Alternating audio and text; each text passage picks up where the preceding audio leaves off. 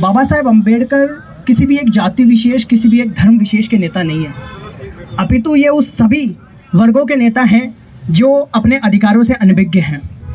जिसके अधिकारों को कुचला जा रहा है, जिसका धार्मिक रूप से शोषण किया जा रहा है, ये उन सभी के नेता हैं। लेकिन समस्या ये है कि आज बाबा साहेब अम्बेडकर को हमने जानना छोड़ दिया है, उन्हें पढ़ना छोड़ दिया है। आज समस्या ये है कि आज बाबा साहेब अम्बेडकर का उपयोग केवल वोट बैंक के नाम पर किया जाता है। आज बाबा साहेब अम्बेडकर का उपयोग केवल जातीय विद्वेष को फैलाने के लिए किया जाता है।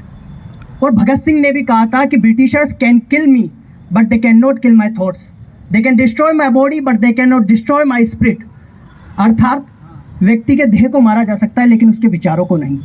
इसलिए आज आवश्यकता है हमें बाबा साहेब के अम्बेडकर के विचारों को जानने की।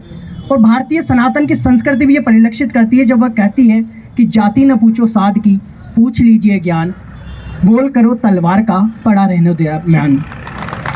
अर्थात युद्ध क्षेत्र में केवल उस तलवार का महत्व होता है जिसकी धार होती है, और वह धार हमारे पास जो है वो विद्या है, वो हमारी शिक्षा है, जिसका प्रयोग करके हम इस विश्व में उस मुकाम पर पहुंच सकते हैं जहां पर बाबा साहेब अम्बेडकर ने हमारे लिए वह सपना देखा था। मैं कुछ पॉइंट्स अपने साथ लिए लाया हूं।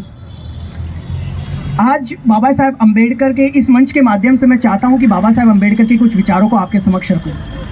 बाबा साहेब अम्बेडकर का जो सबसे प्रमुख विचार था वो ये मानते थे कि अगर मुझे किसी समाज की प्रगति का मूल्यांकन करना हो तो मैं देखूंगा कि उस समाज की महिलाओं ने कितनी प्रगति की है। और मैं आयोजकों से भी इस बात का निवेदन करना चाहता हूं कि अगली बार जब भी आयोजन हो तो हमारी बहनों और हमारी माताओं को अवश्य आप आयोजन में बुलाएं।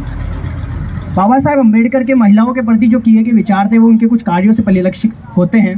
संविधान सभा के गठन के बाद जब पहली कैबिनेट का गठन हुआ तो कानून मंत्री के रूप में उन्हें पद दिया गया, और इस मंत्री पर रहकर उनके द्वारा जो सर्वप्रमुख कार्य किया गया वो हिंदू कोड बिल था, जिसमें स्त्रियों को कई प्रकार के अधिकार दिए गए थे। लेकिन तत्कालीन कट्टरपंथियों के द्वारा इस कानून का कड़ा विरोध किया गया।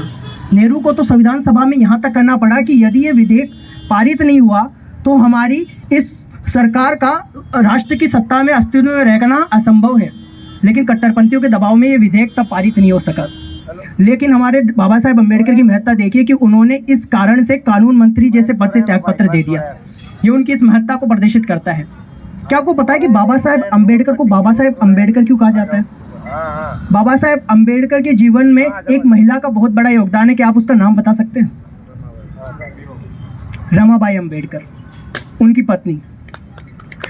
चूंकि बाबा साहेब अम्बेडकर अपने अध्ययन के क्षेत्र में इतने संलग्न